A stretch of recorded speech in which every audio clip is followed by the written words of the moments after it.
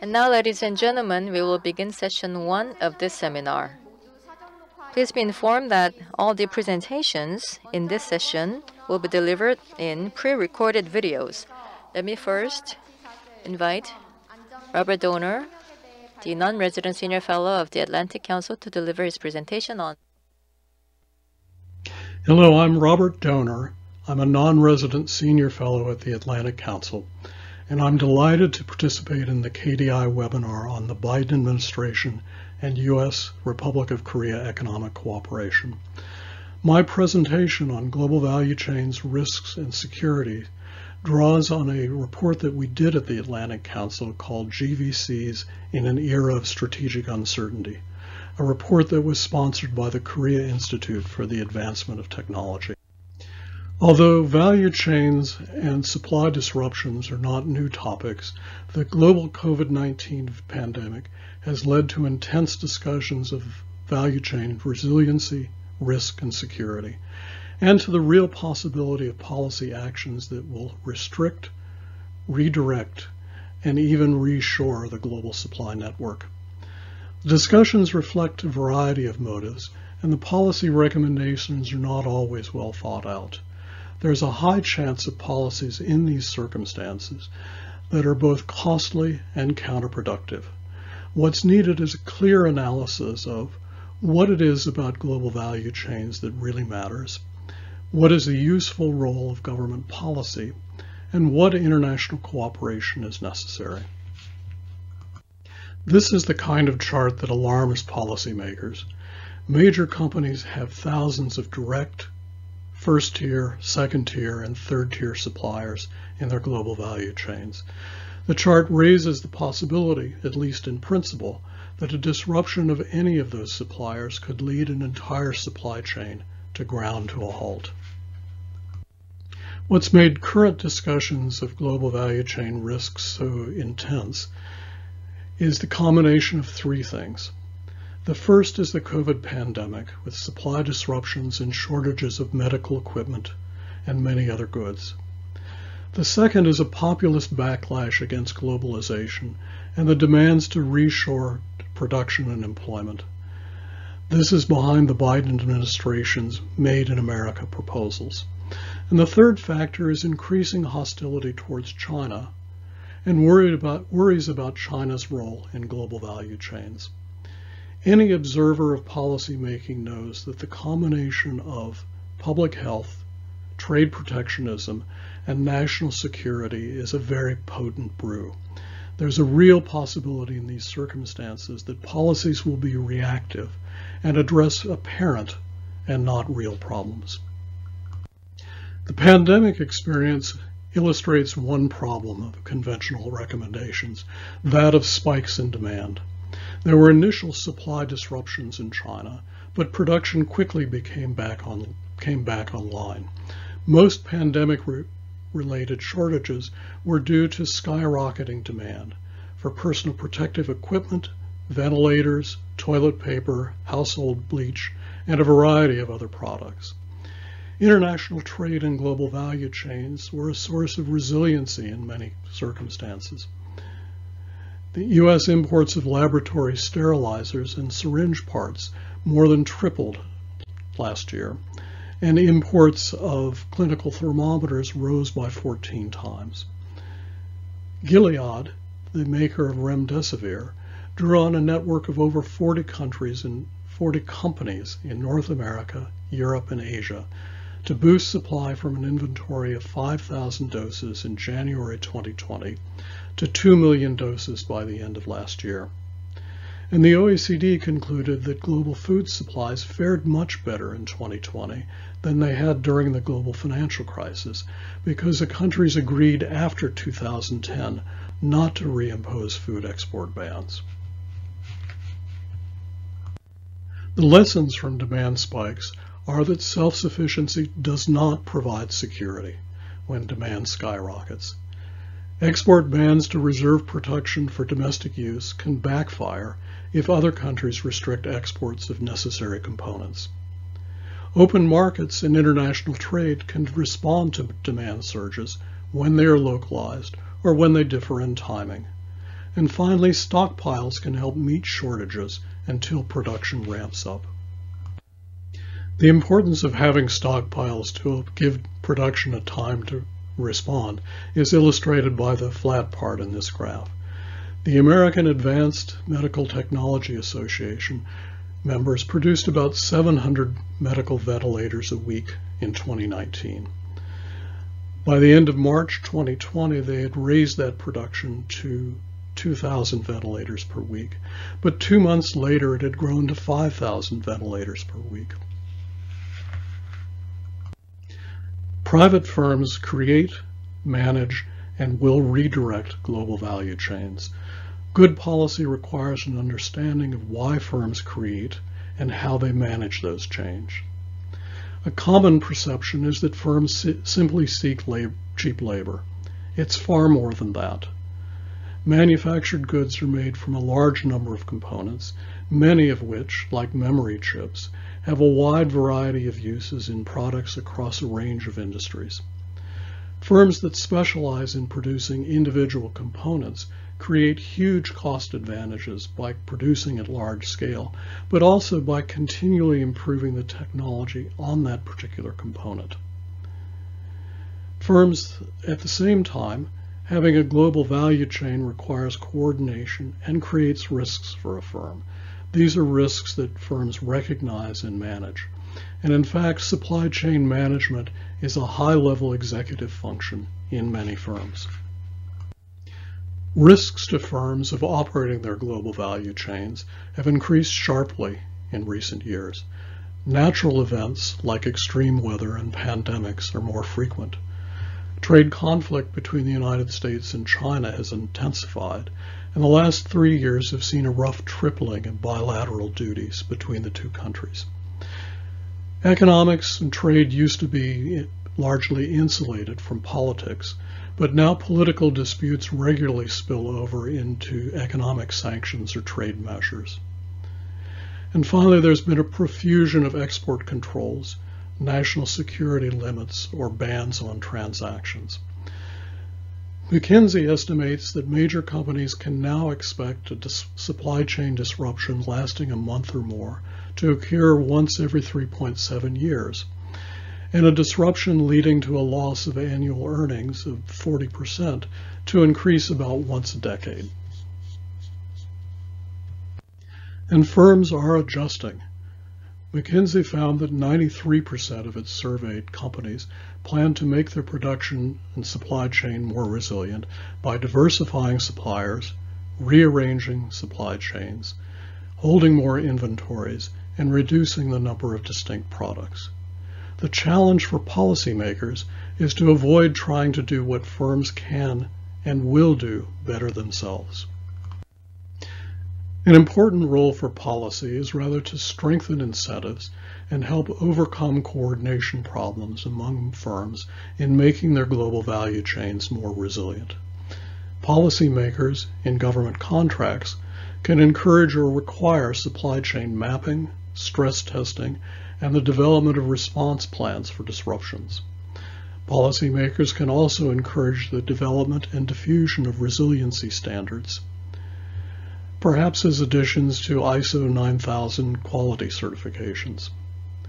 They can also help organize firm participation and encourage wider diffusion of resiliency standards. Coordination across national boundaries becomes more difficult, and international cooperation among policymakers in encouraging firm participation and developing resiliency standards is particularly important. One clear role for governments and government policy is in the provision of public goods, where individual firms don't bear the full risks of supply chain insecurity or reap the full benefits of greater security and resiliency. Examples include national security and defense, public health provision, and also assuring sufficient supplies of critical materials like rare earths, or the materials that will be necessary for a green economy like cobalt, lithium, nickel, and copper. Each of these three is a global issue, and each requires cross-national cooperation. In the current era of ubiquitous networking, big data, and a developing Internet of Things, the integrity of global value chains is particularly important. Will products function as promised? Are they vulnerable to externally triggered compromise or breakdown? Do they expose communication or data flows to interception by outsiders? The United States has blacklisted Huawei and other Chinese firms due to these concerns and is encouraging other countries to do so as well. Developing whitelists, networks of trusted suppliers, is also particularly important, something that the last administration started at the end of the term with the Economic Prosperity and Clean Network initiatives. There are also fledgling private sector initiatives, and it's important for policymakers to work with and help strengthen these efforts. Technology development is a critical input of global value chains. It's also a critical national security concern because the overlap between commercial technology and national security is now vastly greater than it was in the past. Current emerging technology development is heavily concentrated in just 5 economies: the United States, Korea, Japan, Taiwan, and China. The share of the top 5 economies in development activity in each of 20 critical emerging technologies identified by the OECD is shown in this chart. In the chart, between 70 and 100% of technology development across these sectors came from the US, Korea, Japan, Taiwan, and China. Technology development and the spread of technology occurs in many places and through a variety of means. Preventing the theft or misappropriation of critical national security technology requires cooperation among the United States, Korea, and other like-minded countries through a variety of efforts. These include export controls, screening inward foreign acquisitions and technology transfer, and also safeguarding R&D. Most analysts and the Biden administration emphasize a small yards, high fences approach. Choose the most important technologies and protect them carefully. Consistency is crucial here since technological development is a global activity. Close cooperation among the United States, Korea, and other countries is vital to the success of a less with more approach. In summary, global value chains pose risks to supply chains, but they also increase the resiliency of supply. Firms are already taking steps to increase the resiliency of their global value chains. In this environment, government policies should support and enhance these private efforts, not impose self-sufficiency requirements. Policy should also address national security concerns and other public good issues. And finally, cooperation among the United States, Korea, and other countries is vital. Thank you.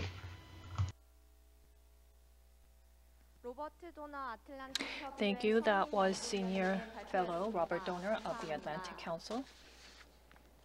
Next, I invite Senior Fellow David Dollar of the Brookings Institution to present on U.S.-Korea cooperation on GVCs and trade.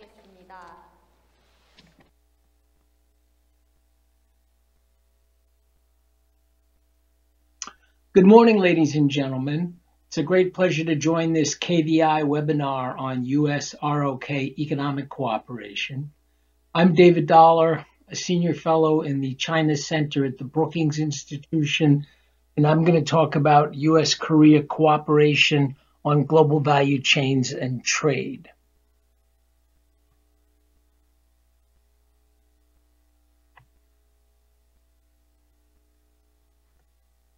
I have a few main points I'd like to get across.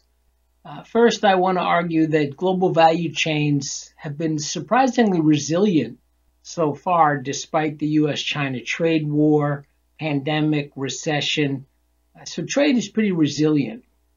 Second point I want to emphasize is that the talk about decoupling from China is completely unrealistic and would be very costly. Third, the US, Korea, and China have some common interests, such as climate change and dealing with DPRK. There are legitimate national security issues, and the US and Korea probably want to coordinate on national security controls, but these should focus on a small number of truly sensitive technologies. And I also want to take up a couple of trade issues, including the Buy American provisions that we see developing in the US. So first, let me start with a couple of points about the actual pattern of trade. During 2020, the U.S. had 25% import tariff in place against about half of what we import from China. There was a pandemic. There was a sharp recession in both the U.S. and China. And yet it's striking there was actually very little change in world trade, in the U.S.-China part of world trade. This figure is showing the U.S. imports from different parts of the Asia-Pacific. You can see that U.S. imports from China went down, but it was quite trivial, 3%. Some global value chains shifted final assembly to ASEAN countries like Vietnam and Cambodia. So there was a pretty big increase in U.S. imports from ASEAN, a modest increase from what we call the Three Tigers, Korea, Taiwan, Hong Kong. U.S. imports from Japan went down. Probably mostly that is the decline in the auto sales during the first part of 2020, but not really that much change in the trade pattern. And when we look at investment, in a recent AmCham survey of American firms in China, the vast majority have no plans to reshore production back to the U.S. Only 4% of firms are considering any relocation back to the U.S. 71% of firms have no plans to leave China. 14% are considering moving some production to lower wage parts of Asia, consistent with what I said before about some final assembly shifting to Vietnam, Cambodia, etc. So a little bit of adjustment in value chains, but not really that much change. Part of the reason why we see this commitment to the China market is that increasingly direct investment is aimed at servicing the Chinese market, not at producing for export. And one piece of evidence consistent with this is looking at how the FDI into China is divided between the goods sector, that is manufacturing, and the service sector. If we go back 15 years, the vast majority of foreign investment into China was in the manufacturing sector. This would include some Korean firms, Japanese, of course, the United States, lots of Taiwanese firms. So a lot of manufacturing capacity moved into China. Some of that is servicing the China market, but a lot of that was aimed at exports. But you can see that over time, that phenomenon of investing in manufacturing has dropped very sharply, and most of the foreign investment into China now is in service sectors like financial services and healthcare, and all of that is aimed at servicing the Chinese market.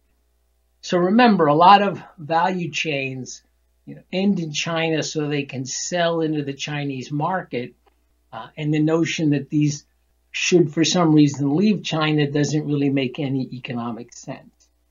I'm trying to emphasize that there are some pretty powerful economic factors at work leading to the trade patterns that we see and the investment patterns that we see, and it's not that easy for politics to interfere with those economic fundamentals. I also want to reiterate what we hear from some members of the Biden administration, that the U.S. relationship with China should involve pushing back in certain areas, competition in some areas, but also cooperation. I think the most obvious area where the U.S., Korea, China have a common interest is in reducing carbon emissions. Domestically, Korea and the U.S. have pretty ambitious targets. President Xi Jinping of China has said China will get to carbon neutrality by 2060. That's a good first pledge, but frankly, it's not really strong enough. But I also want to emphasize that a key issue is financing energy throughout the developing world. Aside from what each country is doing domestically, there's an important issue about what is being done in the rest of the world, particularly in the developing world, where there are tremendous energy needs, power development, investment in power. And frankly, there's a lot of investment in coal-fired power. It would be very helpful if the U.S. and Korea could commit to having the different development agencies not finance coal-fired power, and also put peer pressure on China to halt the financing of coal-fired power plants as part of the Belt and Road Initiative. Obviously, managing DPRK is a crucial issue for our Korean partners.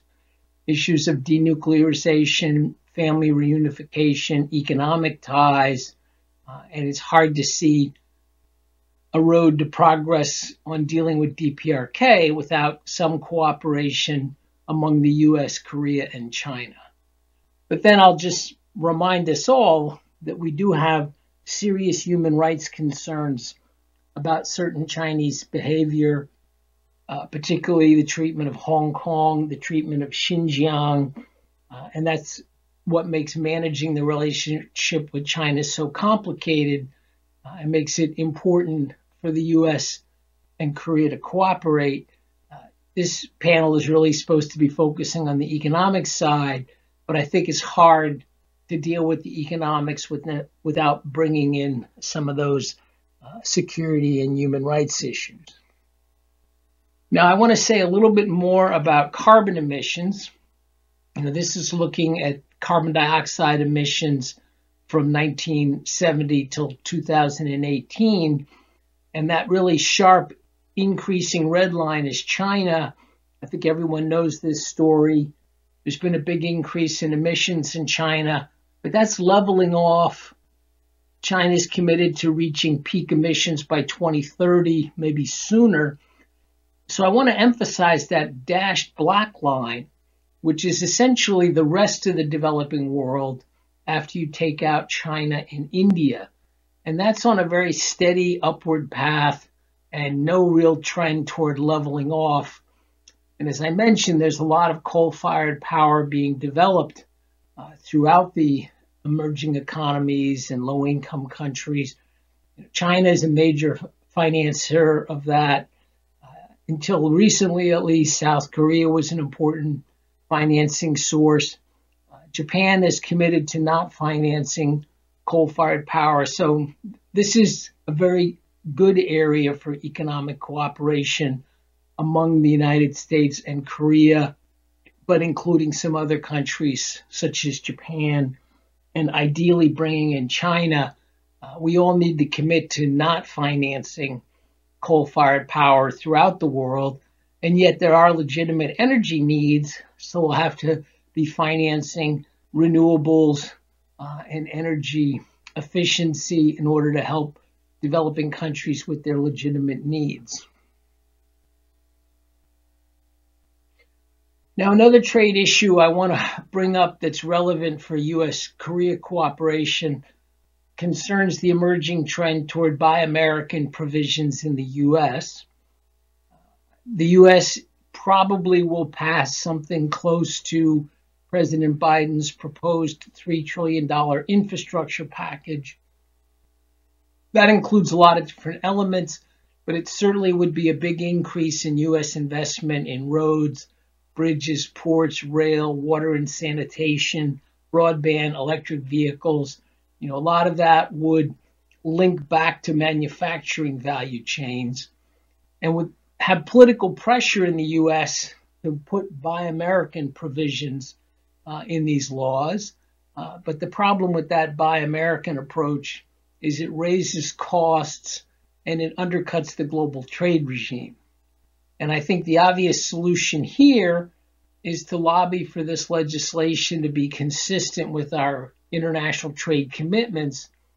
And most importantly, the U.S. is part of the government procurement arrangement within the WTO. And if you look at the countries involved in that, and South Korea is one, it is mostly a club of developed countries, Europe, Japan, South Korea, Taiwan is in there. Mexico is really the only developing country that's in the group, and the U.S. has a free trade agreement with Mexico and Canada. China, of course, is not part of this because China has not opened up its own government procurement. So it seems to me that restricting procurement to the government procurement group is a reasonable U.S. policy, addresses some of those Buy American concerns, but actually is good economics because a lot of what is needed for this infrastructure involves the production coming from South Korea, Japan, Europe, etc. I also want to say a word about Asia-Pacific trade agreements. We've got two big recent agreements, the Trans-Pacific Partnership and more recently the Regional Comprehensive Economic Partnership. The U.S. is missing from both of these agreements. Since President Biden was elected, China has moved ahead, participating in the RCEP and also negotiating a comprehensive agreement on investment with Europe. Given the recent sanctions from China on European parliamentarians, it's not clear that CAI will ever be ratified, but it remains to be seen. They may yet negotiate the final resolution of that. It's a shame the U.S. is missing from these Asia-Pacific trade agreements. In my view, the ideal would be for U.S. and Korea both to join the Trans-Pacific Partnership, but I think that's tough politically. So a reasonable first step would be an Asia-Pacific agreement on cross-border data flows, which is one of the important chapters in the TPP. But the general point here is the U.S. is missing in action from Asia-Pacific trade agreements, and I think that's noticed all around the Asia-Pacific. So in summary, I've argued that what we've seen so far is pretty resilient global value chains, not that much change in the pattern of trade involving Asian economies and the United States. There's talk in the U.S. about decoupling from China, but this is completely unrealistic and it's not happening at all, frankly. The only tiny piece of this you can see is that Chinese direct investment into the U.S. has gone down very significantly, but the other flows are mostly holding up, reflecting that there's an economic foundation for this relationship.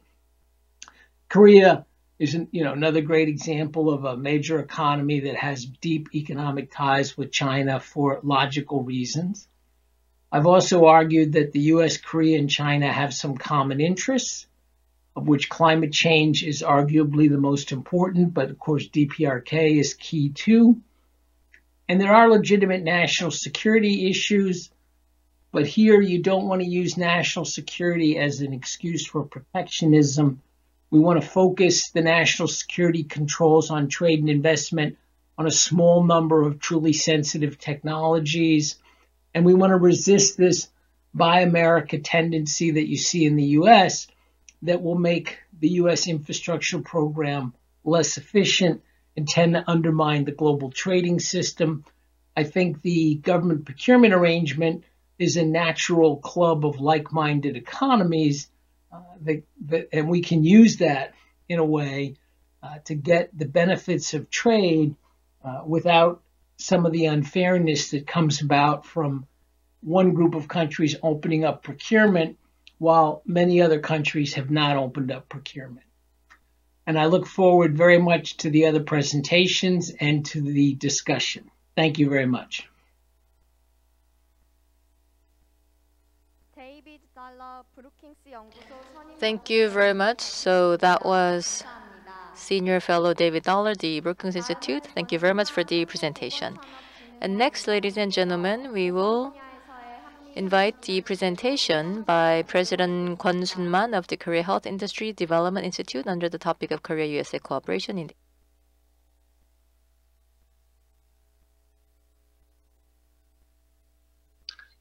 Hi, thanks a lot for inviting me to this important seminar on the Korea-US cooperation. I'll briefly overview the meaning of, the cooperation in the healthcare sector. I'm Soonman Kwon, currently the president of the Korea Health Industry Development Institute, but until quite recently, I was the professor and dean of the School of Public Health at Seoul National University. Okay, so I first overview the global value chain and its implications, potential implication for the health sector. As you know, there is an executive order on America's supply chains in February this year. And major purpose of this executive order in the US is to improve the resilience and the security in supply chains for critical and essential goods. And according to this executive order, there is a 100-day review to assess the vulnerability and also assess the areas for improvement of supply chains for 4 key areas: pharmaceuticals, rare earth minerals, semiconductor chips, and large capacity batteries. So as you can see, pharmaceuticals is one of those 4 areas. And then there will be a 1-year review of 6 broader supply chains, including defense, public health, communications technology, energy, transportation, and food production. So also that the public health sector is included as a potential area for this 1-year review. Then, according to this executive order, there might be some potential, very strong implications for health industry. Section 3 of the order says that the Secretary of Health and Human Services in the US, in consultation with the heads of appropriate agencies, and the Secretary will submit a report, okay, examining the risks in the supply chains for pharmaceuticals and active pharmaceutical ingredients, and also policy implications to address these risks. And this is a kind of, it is not entirely new, but rather it is an effort to complement the ongoing work to secure the supply chains of critical items associated with the COVID-19 pandemic. One obvious example is a PPE, personal protective equipment, and also, in the US, and including other countries, like many other countries in the world, at the very beginning of this COVID-19 crisis, most countries in the world experienced a shortage of masks, and Korea is not an exception. At the very beginning of this crisis, Korea also faced a shortage of masks because, in ordinary times, without pandemic crisis, no country in the world has enough supply of this type of masks and the PPEs. Then, what are the implications for the health industry? As is explicitly mentioned in the order, there is active pharmaceutical ingredients is a potential issue, and API is the part of a pharmaceutical product that contains the active drugs. And currently, more than 70% of these API production facilities, there's a facilities, not a facilitators, facilities supplying the US have moved offshore. So that is one of the concerns for why the US government issues this order. broadly, for drugs regulated by the US FDA, more than a quarter of the manufacturing facilities producing these APIs are in the US, whereas 19%, about 20% of those plants are in India and 30% are in China, and the rest from other foreign countries. So, which means that only about a quarter of these API manufacturings are from domestic, in the case of the US. And what is the potential impact of these issues for Korea? Still, it's not very clear what would happen. There are a lot of uncertainty still. And at this stage, it is likely that these policies are applied only to those products purchased by federal agencies of the US government. Not, I mean, it's not the entire the US, but mainly from the federal agencies of the federal government, basically. And even for a US citizens and US economy perspective, is it possible to drive all drug manufacturers back to US? Probably we should evaluate the benefits and cost of that type of effects, because a significant portion of APIs and generics are imported from China and India. And also, the bill is only currently in a reviewing stage, so there is, we don't expect a immediate consequences now. So that's why I'm saying there are a lot of uncertainty at this stage. But still, there is some potential that it has an impact on an export for Korea. Potentially negative impact on Korea is that because of this US government's policy, there might be a decline in the export in medicines from Korea to the US. However, if the US government intends to form a global value chain among its allies, including Korea, and kind of decreasing trade from China, then it might be an opportunity for Korea to increase export to the US. But still, it's not, at this stage, it's hard to predict. But there's a clear, like a midterm and long-term strategy for the Korean manufacturers. And for example, we need more collaborations with the US pharmaceutical manufacturers, and we hope that we can have some kind of MLI, a mutual recognition arrangement of global, good manufacturing practice. If we have this type of arrangements, then Korea can increase its API export to the US.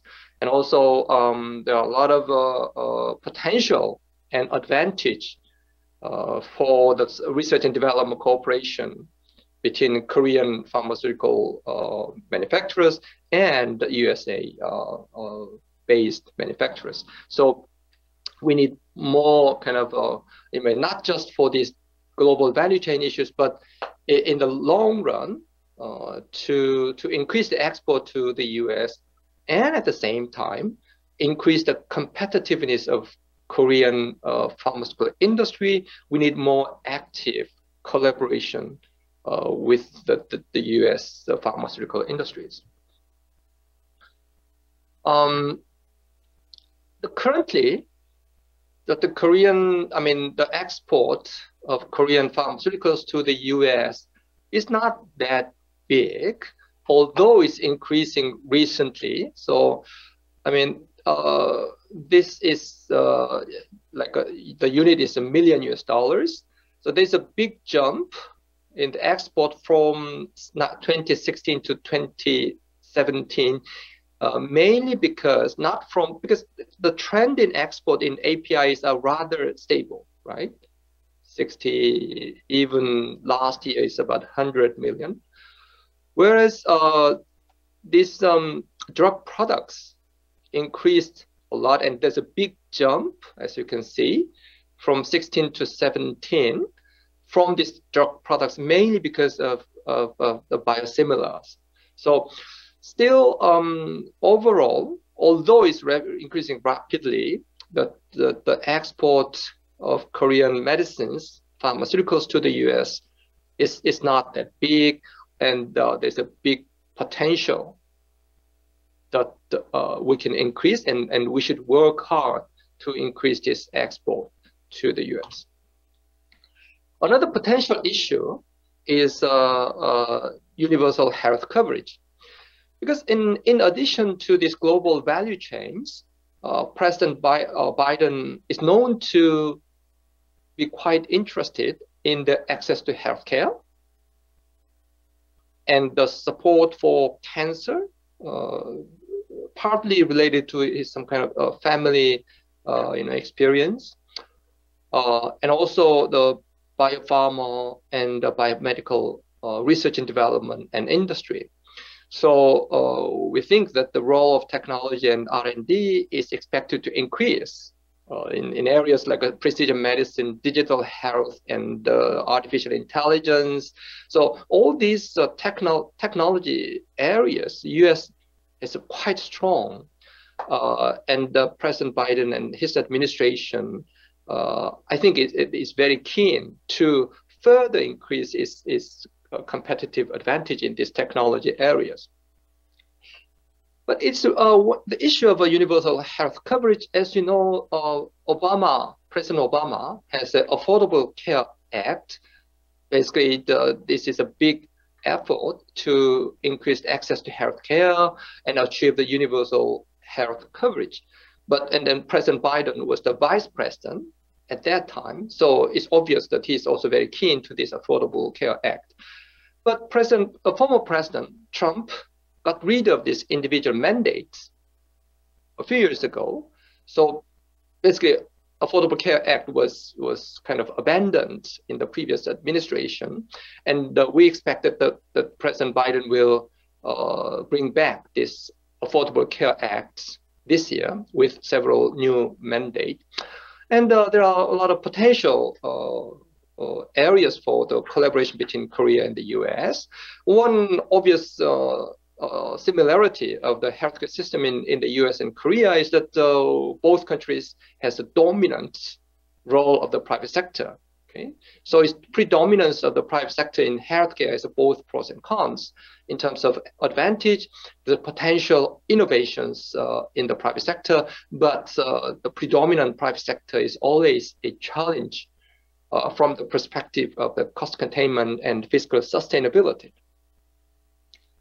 And in the US, I think we can learn a lot from the innovations in healthcare system in the US. For example, the one important vehicle of universal health coverage in the US is likely to be an accountable care organization.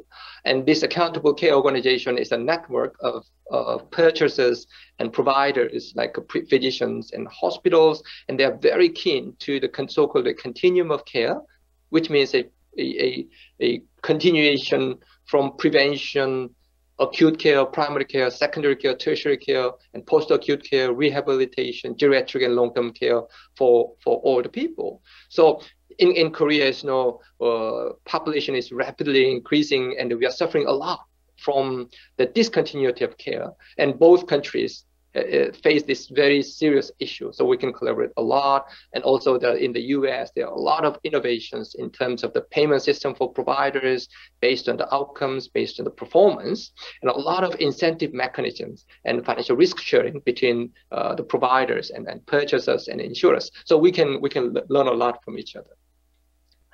And as I mentioned, technology will be a key issue. in healthcare in both countries, technology, biopharma, medicines.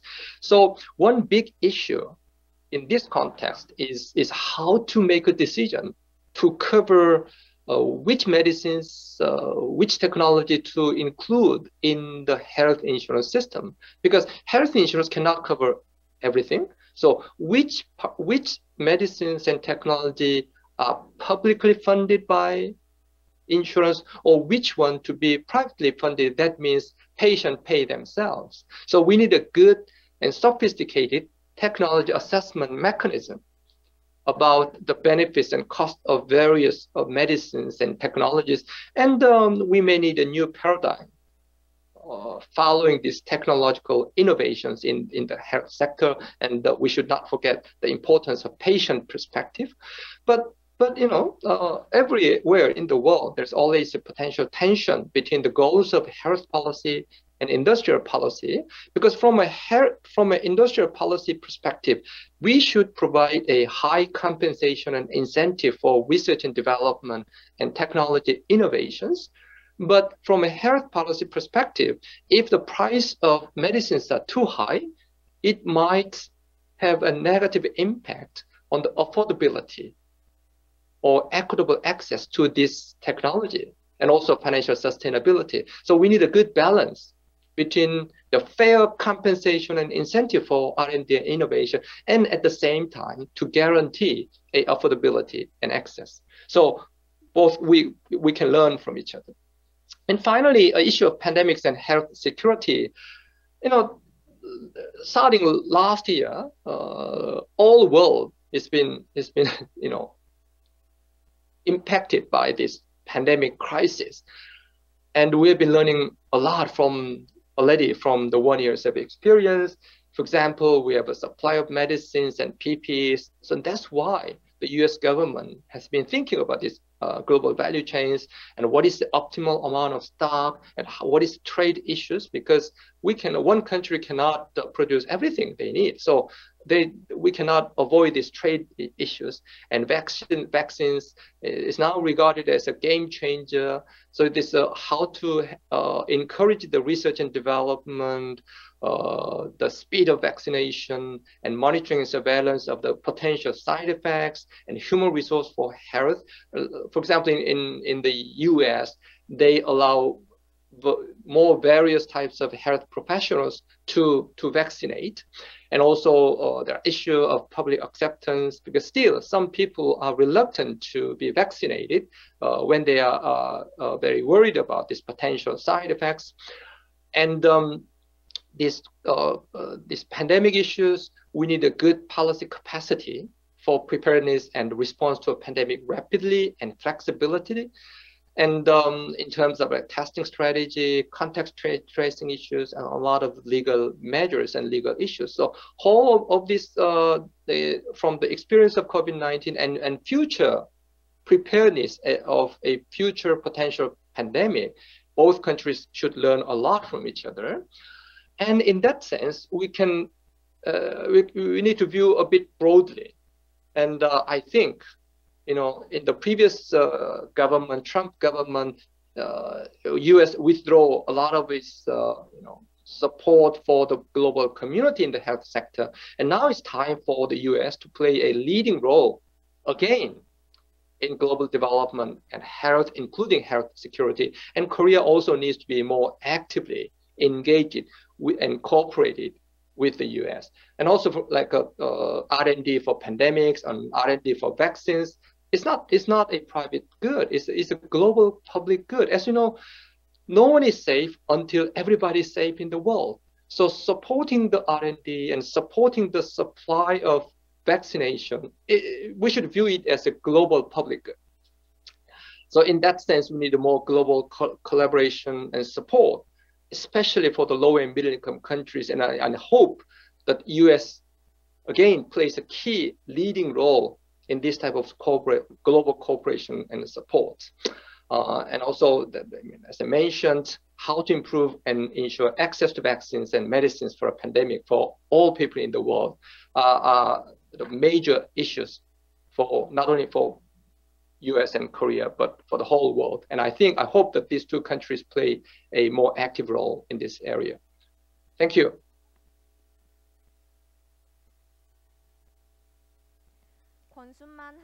Thank you very much, President Kwon Soonman of Korea Health Industry Development Institute. Thank you for your presentation. Last but not least, the next video from Secretary General Sohee Kim of Climate Change Center on South Korea-US economic cooperation and climate change is subtitled. As there will be no interpretation, please refer to the subtitle.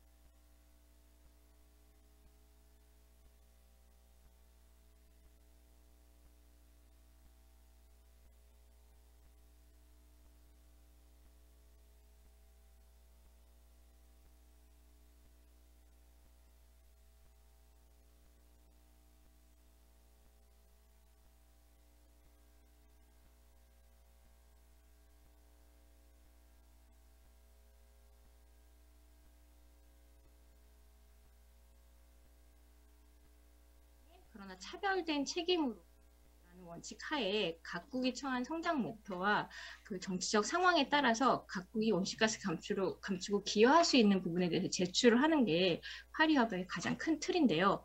근데 2018년 IPCC에서 1.5도 특별 보고서를 만들었는데 거기에는 이제 우리가 그 파리 협약에 이제 자발적으로 감축하겠다는 기여하는 목표들을 다 모아봤더니 파리 협약이 지키고자 하는 2도씨 목표를 달성하기에 터무니없이 부족하고 그리고 1.5도와 2도씨의 차이일 때 생태계에 얼마나 큰 영향을 미치는지를 보여주고 있다. 그래서 사이언스들, 과학은 온실가스 다배출 국가들은 2050년까지 탄소 중립을 달성해야 된다는 그런 제언을 합니다.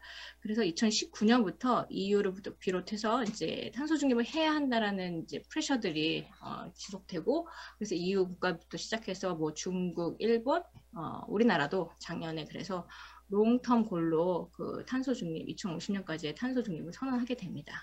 그리고 올해 이제 글래스고에서 열리는 기후변화 협상에서는 새로운 자발적 기여 감축 목표에 대해서 이제 제출을 해야 되는데 이러한 분위기 속에서 모든 국가들이 새롭고 업데이트된 그런 NDC를 어떻게 제출해야 되는지에 대해서 이제 기대감이 한껏 높은 상황이고 비단 국가들뿐만 아니라 시민사회, 지방정부, 기업들도 탄소중립 선언에 이제 동참을 하면서 거의 그런 물결들이 진행이 되고 있습니다.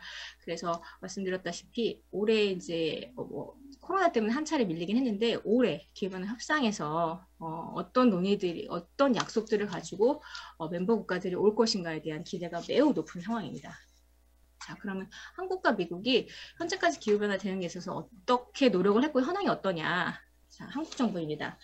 2008년 이명박 정부는 녹색 성장이라는 메시지를 가지고 코펜하겐 회의에 가서 그때는 개도국의 지위였는데도 불구하고 2020년까지 비효율 대비 30%를 줄이겠다라는 자발적 선언을 합니다. 그리고 2015년에는 파리 협약이죠. 2030년 대비 37%, 비효율 대비 37%를 줄이겠다고 얘기를 발표를 합니다. 그런데 이 도표에서 보시는 것처럼 2000년부터 한국의 온실가스는 계속 증가를 하고 있습니다. 그래서 2018년에 이미 7억 톤을 넘겼고 2019년에서 조금 줄었다고는 했지만 역시나 7억 톤을 넘긴 상황입니다. 그럼에도 불구하고 그 외부의 그런 동향에 따라서 한국 정부도 2050년 굉장히 야심차고 도전적이게 2050년까지 탄소 중립을 선언하겠다라고 작년에 발표를 합니다. 그래서 국제사회는 발표는 환영해. 그렇지만 너희가 지난 몇십 년 동안 보여준 것을 봤을 때 굉장히 도전적인 목표를 제시했는데 공허한 결과를 가져오면 안 되니 우리는 너희가 2050년까지 탄소 중립을 달성하는 데 있어서 어떤 신뢰 있고 뭔가 국제적인 액션을 취하길 기대합니다. 이런 메시지들을 국제사회에서 한국 정부에 그런 메시지를 보내고 있는 상황입니다. 그런 차원에서 한국 정부는 이런 기후 리더십 부분을 다시 회복해야 되는 그런 상황에 처해 있습니다. 미국을 보겠습니다. 트럼프 정부는 시작하자마자 파리 협약을 탈퇴하겠다를 얘기해서 실제로 글로벌에서 진행되고 있는 기후변화 협상에서 다 빠집니다. 그런데 이제 바이든 정부가 시작되면서 첫 번째로 하신 게 화려하게 다시 재가입을 하시고, 그리고 이제 뭐 기후변화 대응을 최우선순위를 하겠다 말씀 주시면서 기후 특사로 존 케리를 임명하고 정부의 전체적인 요직 부분에 정책 결정 부분에 관련자들을 다 임명을 함으로써 진짜로 하는구나라는 그런 메시지들을 글로벌 사회에 줍니다. 그래서 그리고 관련된 계획들을 계속 발표하고, 그래서 글로벌 사회에서는 미국이 다시 이 기후 분야에 대해서 리더십을 회복했으면 좋겠다라는 그런 기대감을 가지고 있고, 특히 저탄소 경제로 가는 혁신 부분, 재정시장, 금융시장, 그리고 이제 국제사회 협력과 그런 실행을 할 수 있는데 지원해 줬으면 좋겠다라는 그런 기대감들을 막 내비칩니다. 그런 상황입니다, 현재. 그러고 나서 이제 바이든 정부의 첫 번째 공약 중에 대표적인 거죠. Build Back Better. 네. Buy America는 기차 아래 400 빌리언을 뭐 투자하면서 더 나은 미국을 위해서 재건을 하겠다라는 발표를 하고, 그 안에는 뭐 인베스트먼트, R&D 투자 뭐 이런 부분들이 들어가는데, 그 투자하는 메인은 그린입니다.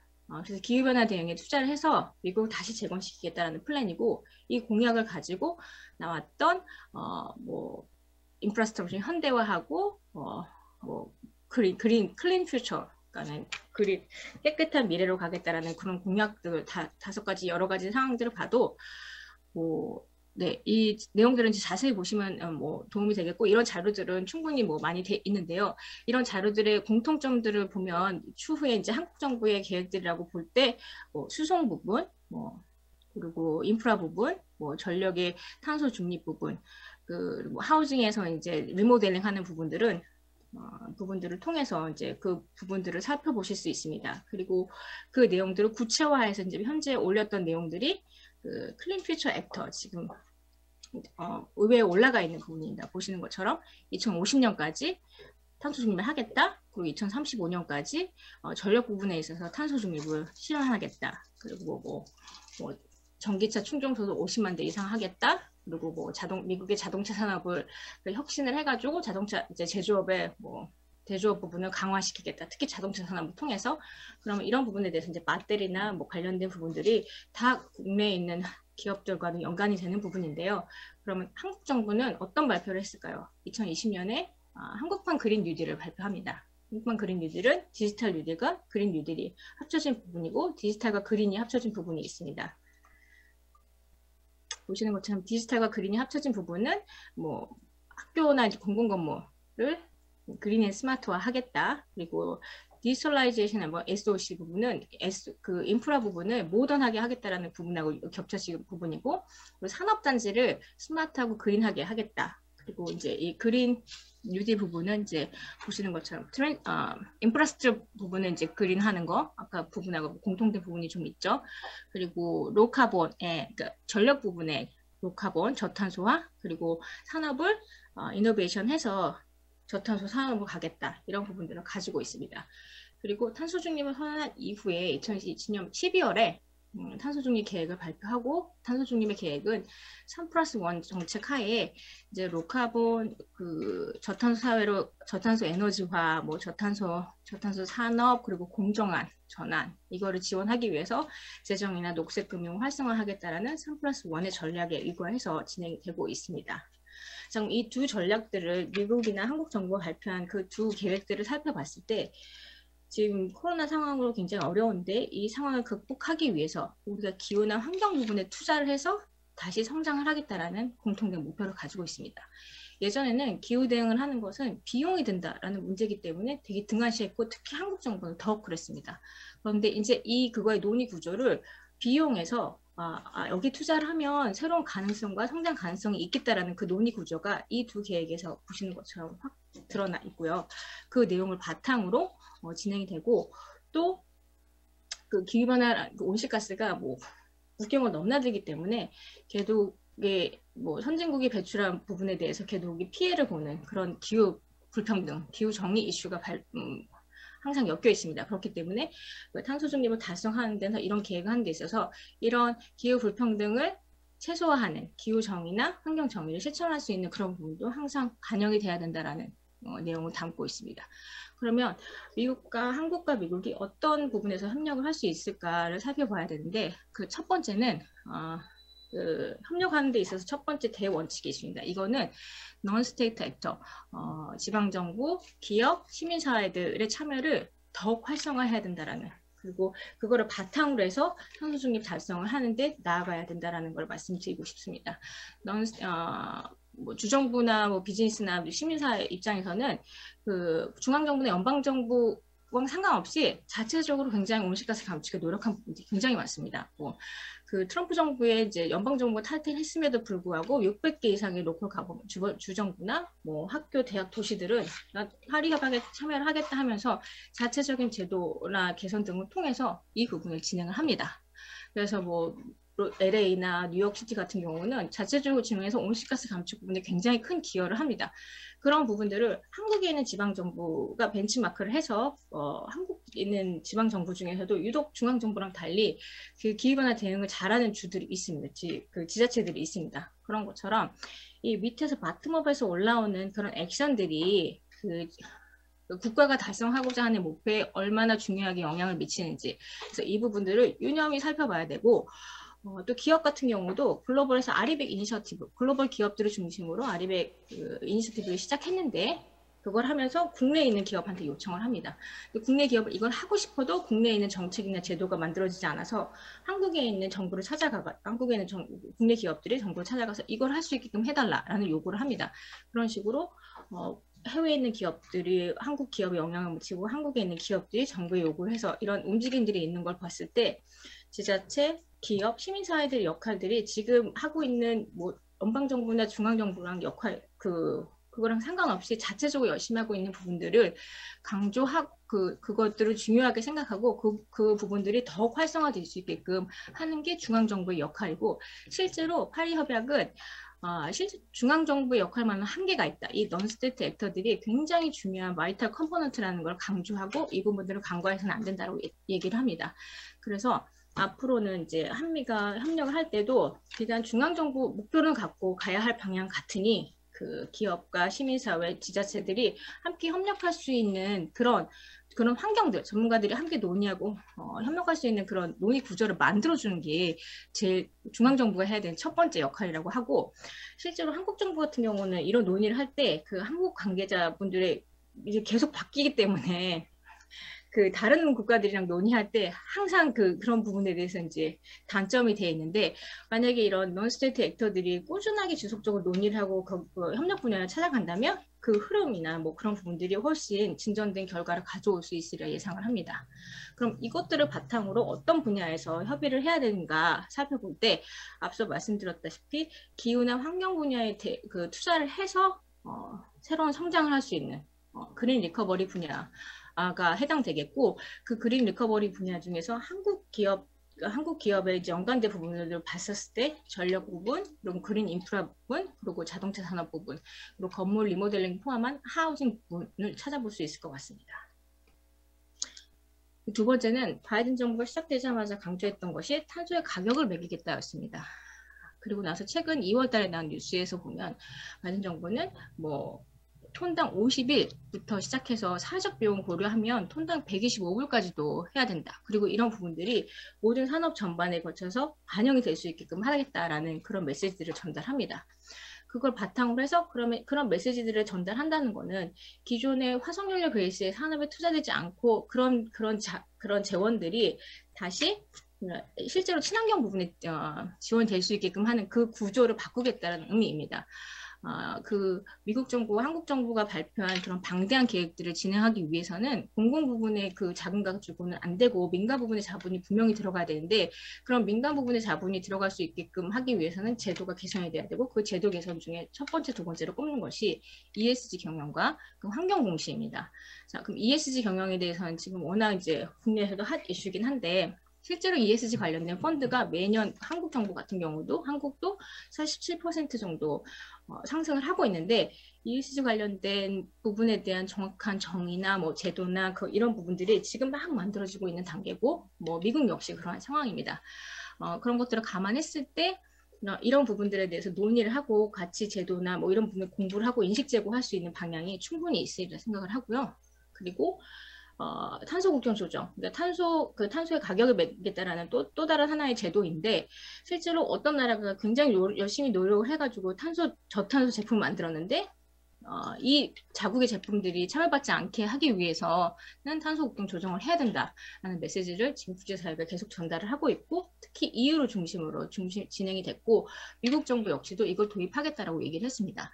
그러면 한국 정부는 실제로 뭐 전력 부분의 대부분이 이제 화석연료 베이스다 보니 이런 한국의 수출 상품들은 이런 부분에 대해서 굉장히 지금 취약한 상황이기 때문에 EU가 요구하는 부분, 뭐 미국이 요구하는 부분들을 다 같이 다각도로 검토할 수 있는 다자간의 협력 체제를 구축해가지고 이런 부분에 대해서 논의할 수 있는 구조를 만들어가는 게 중요합니다. 그리고 마지막입니다. 아까 말씀드렸듯이 기후 정의를 회복하기 위해서 개도국에 지원하는 것은 반드시 진행을 해야 되고 개도국의 지원을 많이 함으로써 이제 리더십을 회복하는 부분이 필요합니다. 미국은 뭐 이런 첫 번째로 GCF 녹색 기후 부분에 이제 기여금을 제공하는 것부터 시작해서 이런 액션을 또 보여주셔야 될 것 같고 한국 정부 역시 이제 파리 협약의 6조에 의거한 탄소 시장 메커니즘에서 이제 비시장 메커니즘을 활용해서 개도국에서 할 수 있는 활동, 개도국 지원을 통해서 탄소 중립을 달성할 수 있는 그런 부분들을 찾아볼 수 있겠고, 그래서 한국과 미국 정부가 개도국을 지원하면서 동시에 이제 할 수 있는 공통의 부분을 찾아볼 수 있으리라 예상을 합니다. 간단히 다시 정리해서 말씀드리면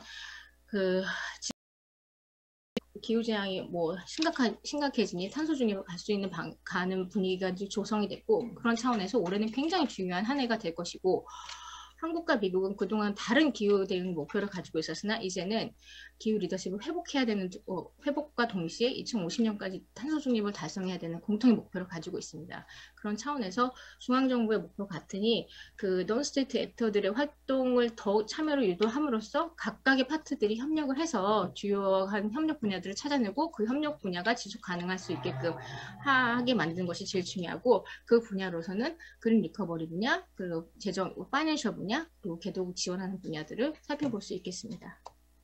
네, 이상입니다. 감사합니다.